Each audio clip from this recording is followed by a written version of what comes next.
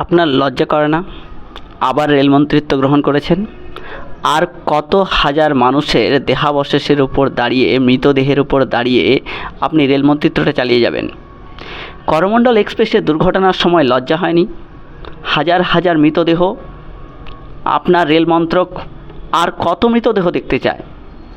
প্রতি 3 মাস অন্তর অন্তর রেল দুর্ঘটনা ঘটাবেন, পুনরায় রেলমন্ত্রিত্ব নিলেন। অবাক হয়ে যায় দেশবাসী, অবাক হয়ে যায় আপনার রেলমন্ত্রিত্বের প্রতি এত আকর্ষণ কেন?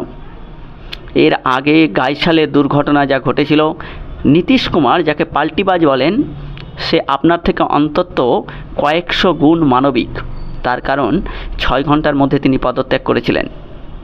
আমার মনে আছে এখনও, সেই ভয়ানক দুর্ঘটনার রাত্রে তার সকালবেলা উঠে তিনি পদত্যাগ করেছিলেন। তখন বিহারের মুখ্যমন্ত্রী ছিলেন, রেলমন্ত্রী ছিলেন নীতিশ কুমার। আর আপনি কি করেন? টুইট করেন। টুইট করতে গিয়ে আপনার হাত কাঁপে না? কত শত মানুষের মৃতদেহ যে ট্রেনের মধ্যে আবদ্ধ হয়ে আছে, আপনি কি নির্মম? আপনার কি সাধারণ যে মানবিক সেই ব্যাপারগুলো নেই? মানবিক বোধ বুদ্ধি সব হারিয়ে ফেলেছেন মন্ত্রিত্বের লোভে। যেটা চালাতে পারেন না সেটা চালাতে আসেন কেন?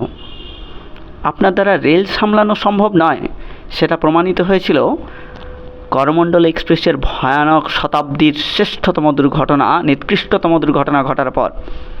আর তারপরেও তিনি আপনি রেলমন্ত্রিত্ব গ্রহণ করেছেন।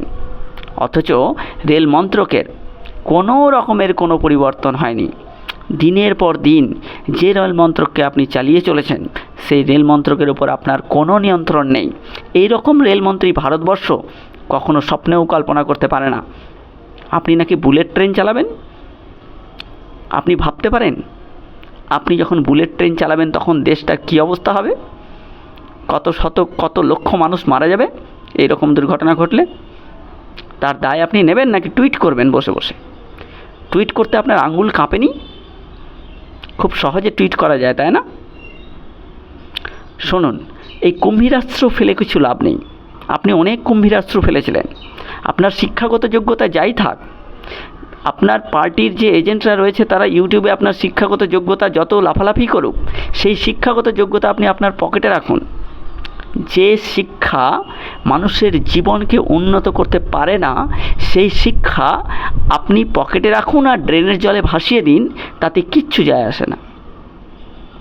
আপনার শিক্ষাগত যোগ্যতা নিয়ে ইউটিউবে ভিডিও রটান, আর এখানে লক্ষ লক্ষ সাধারণ গরিব খেটে খাওয়া মানুষ পরিবারজনের কাছে যখন যাচ্ছে, তার দেহ, তার জীবিত অবস্থায় না গিয়ে তার দেহ আপনি পাঠাচ্ছেন। আপনার দায় নেওয়া উচিত, এই মুহূর্তে পদত্যাগ করা উচিত। আর আপনি বসে বসে টুইট করছেন আর বলছেন এনডিআরএফের টিম পাঠিয়েছি। আপনার আন্দাজ আছে কোথায় দুর্ঘটনাটা ঘটেছে? এনজিপি রেল স্টেশন থেকে মাত্র ঢিল ছোড়া দূরত্বে। কীভাবে ঘটেছে?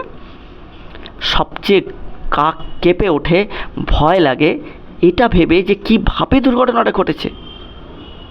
একটা ট্রেনের পিছনে একটা ট্রেন এসে একই লাইনে ধাক্কা মেরেছে।